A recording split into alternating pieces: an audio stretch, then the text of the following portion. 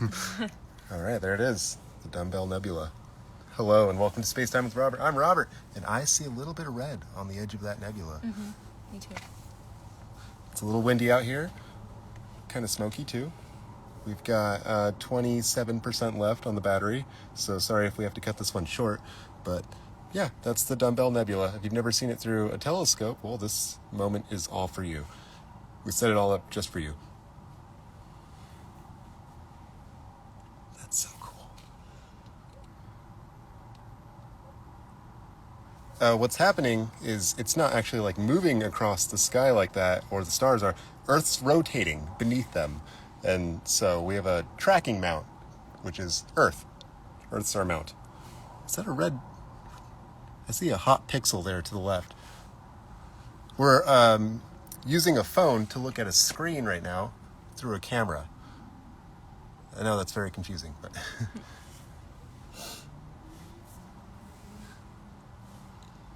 This goes great with cereal. Heck yeah, space. All right, I'm going to reposition the telescope so that the nebula is a little bit back in view again. Let's see if I can do this.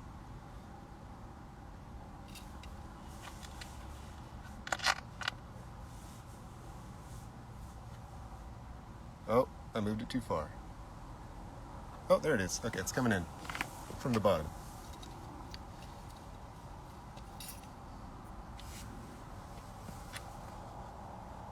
Cool, you can see some green in there too. Lots of green.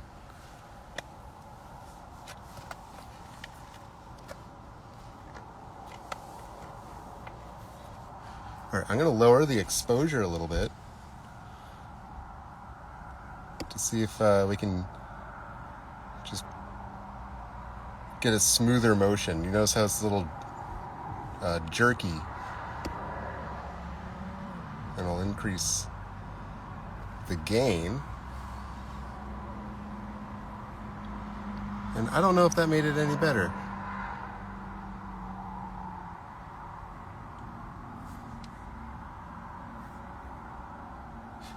Got any questions? Oh, which telescope are we using? We're using the Carl, or Apertura AD10. It's a 10-inch Dobsonian. I'm going to reposition the telescope again.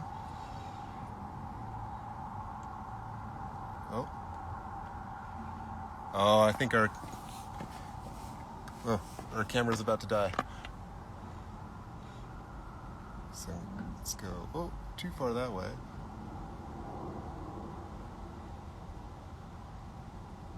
Oh, that's cool. Nice.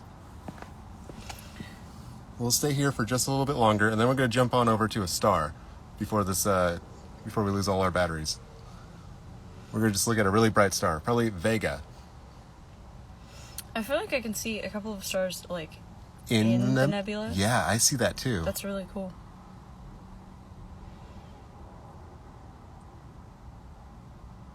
It is struggling with the focus. I see that.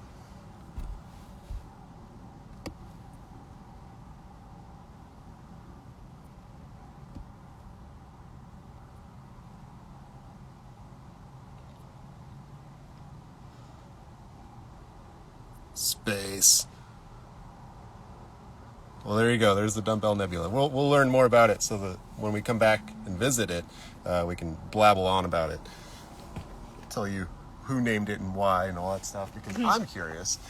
It doesn't look anything like a dumbbell.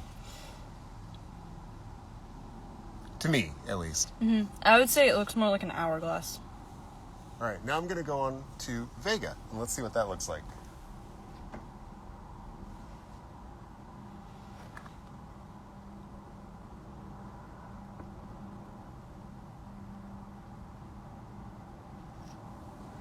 Oh, wow. Okay, we're going to get that in view here.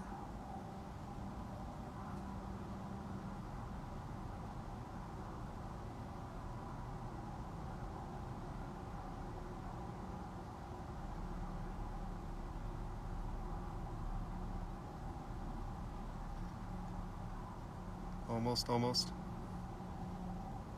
Okay, that should be good.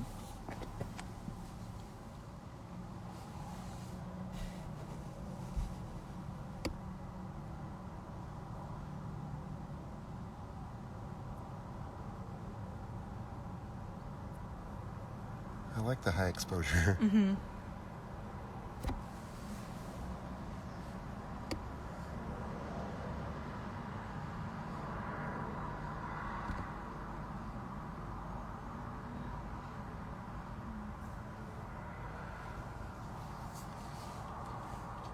Yeah, you see those 4 points that are coming off the star? That's caused by the telescope itself. And I can show you the inside of the telescope once we're done here. And I'll show you what's causing those spikes. We're looking at Vega right now. That's the star we're looking at. I know, I can't see much of the blue color on it, which I would like to see. Let's see if I can bump up the saturation. Haha. The magic of cameras. So cool. Alright, I'm going to reposition it again.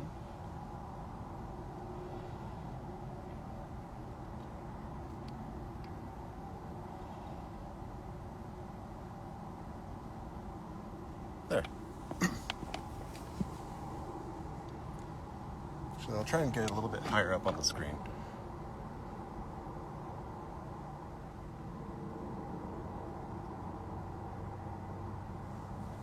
There you go.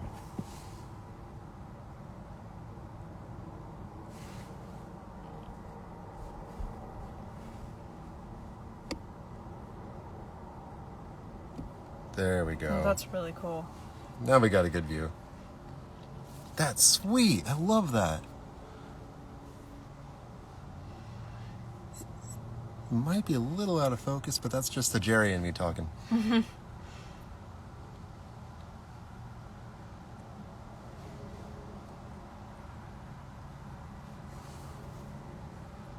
And so someone asked if we could zoom in on a star really close, and here you go.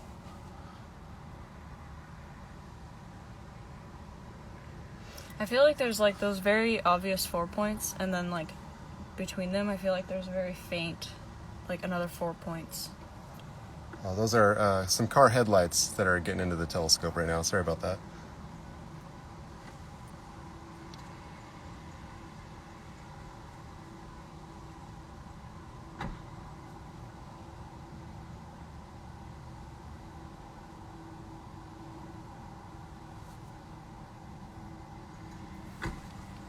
Reposition again. I love Vega.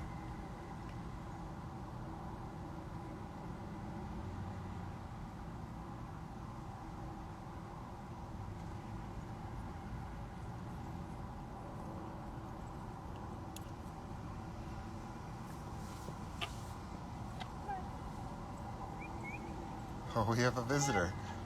Hello, doggy. Do you want to see some stars? Hi. Hi. Oh, that's a telescope. Now watch out. Hello. That was a very curious dog. Loved it. It's very cute. Yeah, Sirius looks really cool through this telescope. You'll love it. Okay, I will capture Sirius next time when it's in a few months. So let's just go on over to Jupiter really quick and just see what it looks like with its moons. I'm curious, since we still have telescope time or battery time, I guess. All right, I'm gonna move. Okay, you see all that green? There's a lot of light pollution out here, just so you know. Sorry about that. And we are looking for a planet. It's out here somewhere. Jupiter, where are... Oh, hey, there you are. Okay, that's a little bright. We're gonna lower the exposure there.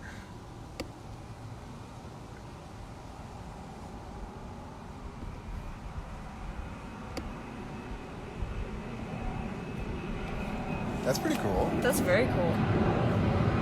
Well, that's an airplane.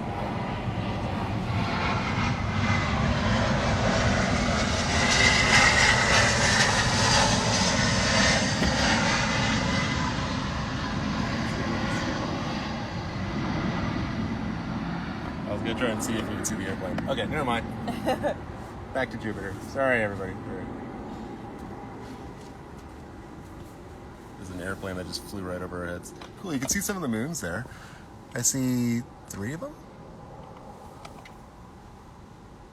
Yes. So where's the 4th? I mean, I know there's 79. Where's the other 76?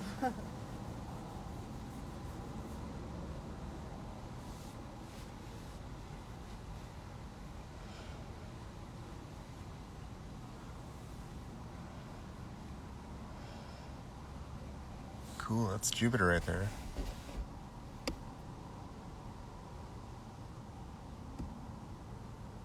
Cute. Mm-hmm.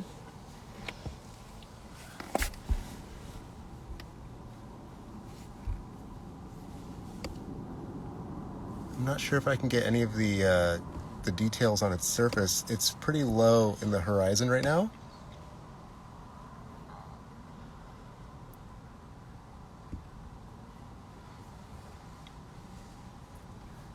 That's awesome. All right, we're going to jump on over to Saturn. Let's do that.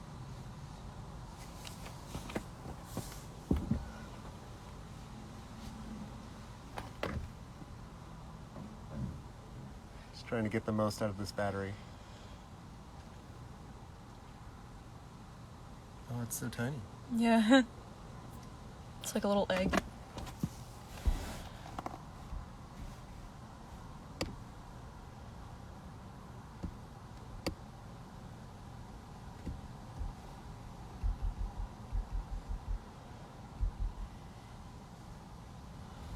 We see you there, Saturn, with your little ring.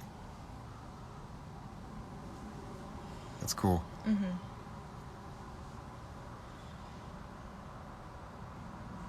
They both look very orange. Yeah, I think we have a lot of smoke in the sky over there. Or not a lot, sorry, but just enough. Just enough to just make enough. it discolored. Let's see if I can drag this back into view. Sorry, that was my mouse. That was not an alien, I promise. Because we're using a computer screen right now to look at this. Cool. I'll try and center it a little bit more.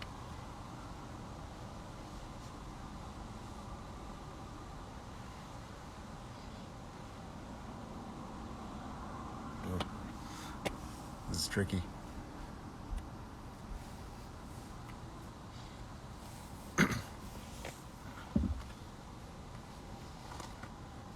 Okay, I think it's time to take a look inside the telescope and see how this whole thing works, just to show you the magic, sorry, that there is no magic. It's all science, which is magic. I was Or going to cool. say, I think it is kind of magical.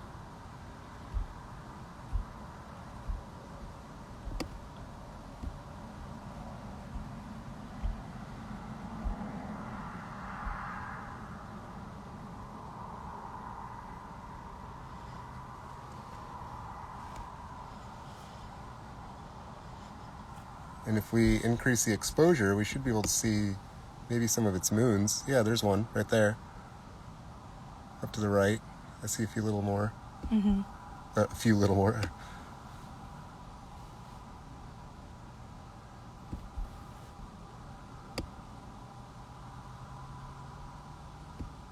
That's so cool.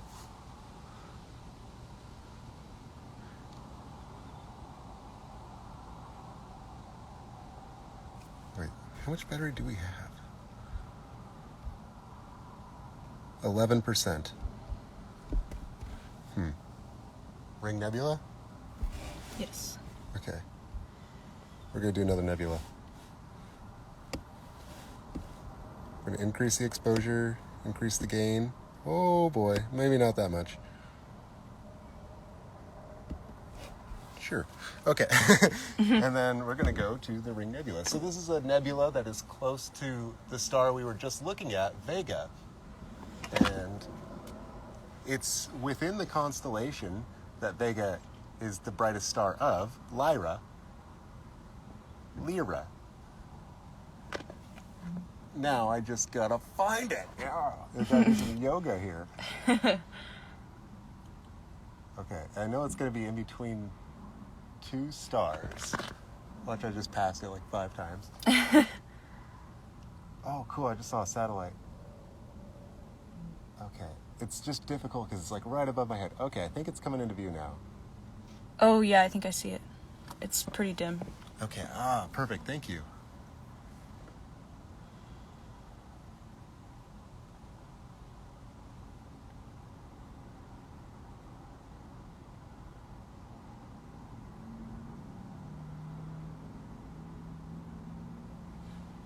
Oh, sorry, I'm touching the telescope. I'm just trying to reposition it. Cool. All right, you can actually see it right there. That's awesome. Now, let's go ahead and increase the exposure.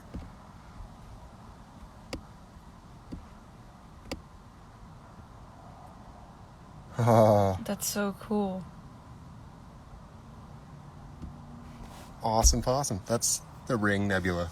So it's a star that exploded a while ago and shot off all of its outer layers into space, while its inner layers condensed and formed a new star.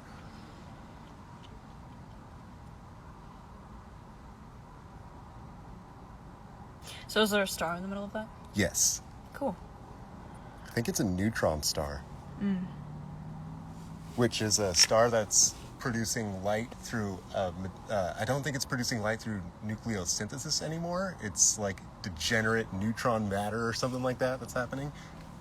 It could be, or it might be a white dwarf, actually. That's probably what it is, but I think that's the same. I don't know.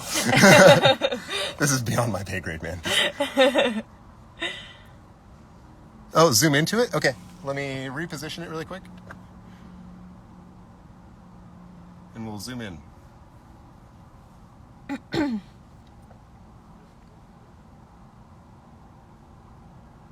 Oh, the telescope's being angry with me right now. Okay.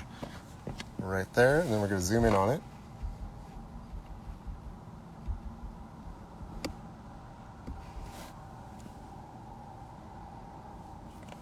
I'll try and get rid of the gain a little bit so it's a little less grainy.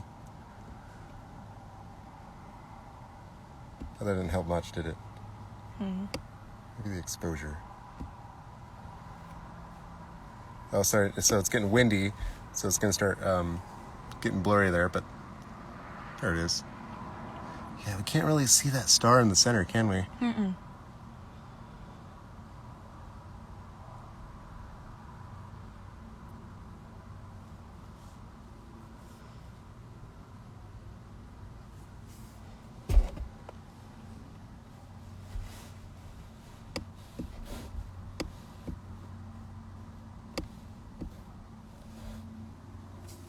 If you see something white popping in on the top of the screen every now and then, that's just my mouse that I'm using to reposition the screen.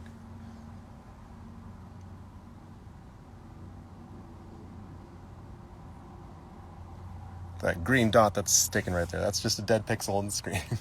Don't worry about it. It's not an alien.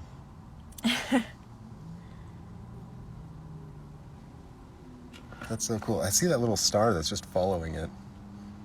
Mm-hmm. Just hanging out next to it.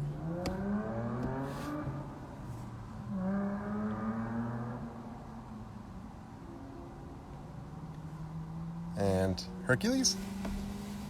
Yes. Let's do a globular cluster now.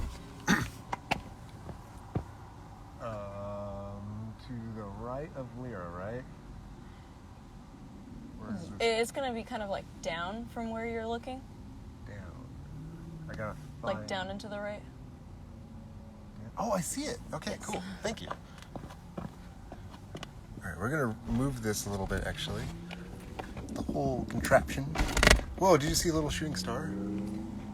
I thought I saw one. I was not looking at the screen. But maybe someone else saw it.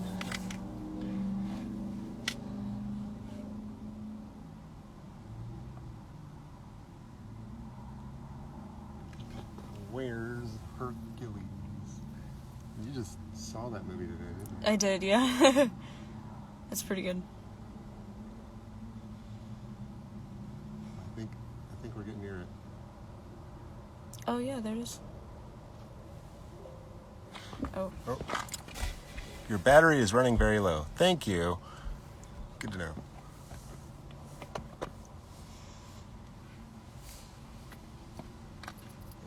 And yeah, don't worry. I'll charge my battery next time. I'm sorry. No, I thought it was charging.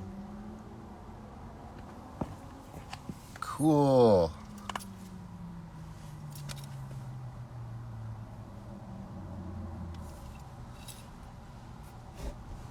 It's very windy out here.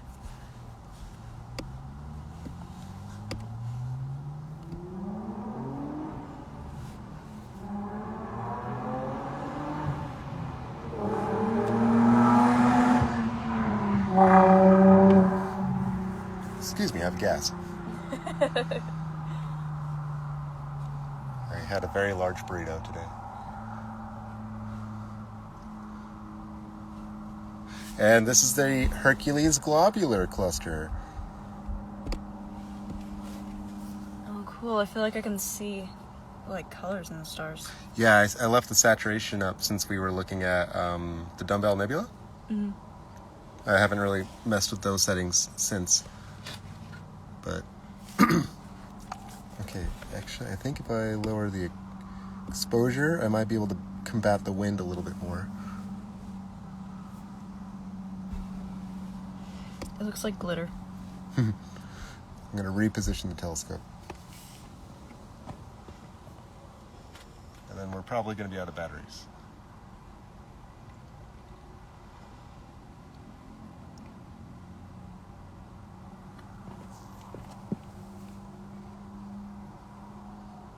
What's up, small town?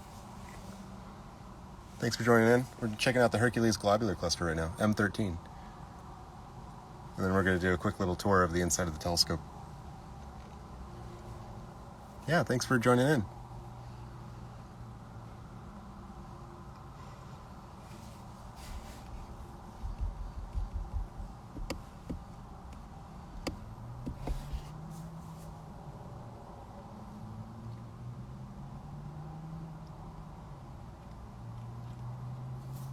It's a whole lot of stars. 300,000 stars, I think it is. 24,000 light years away. The blue ones are new stars created by the collision of the older stars that are there. I've heard that some of these stars have less than a light year distance between them, and there's probably not a single planet amongst them all. They've probably gobbled them all up. There's just not enough space. Kind of weird to think about. Space. It's always space. Alrighty. I think it's time to have a look inside the telescope.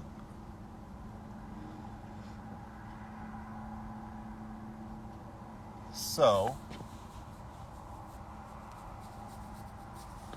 let's go back to Vega real quick. Just so we can get an idea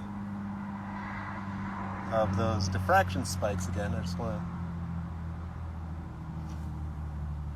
make sure we all know what what it is I'm blabbling about. All right, so you see these 4 points coming off the star there on the top. That's Vega. God, that star's so pretty. Mm-hmm.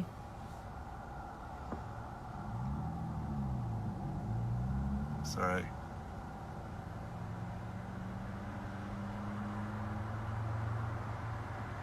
Whoa. Oh, cool. I saw that. Yeah, I don't think it went through the... No, there's a little satellite that just went through the view.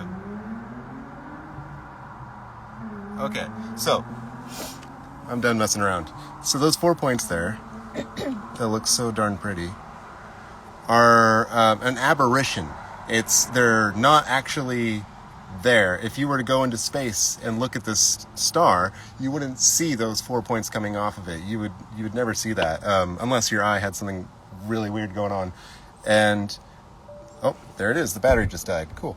Perfect timing. So then, can I get a light? Yes. and I'll show you the telescope.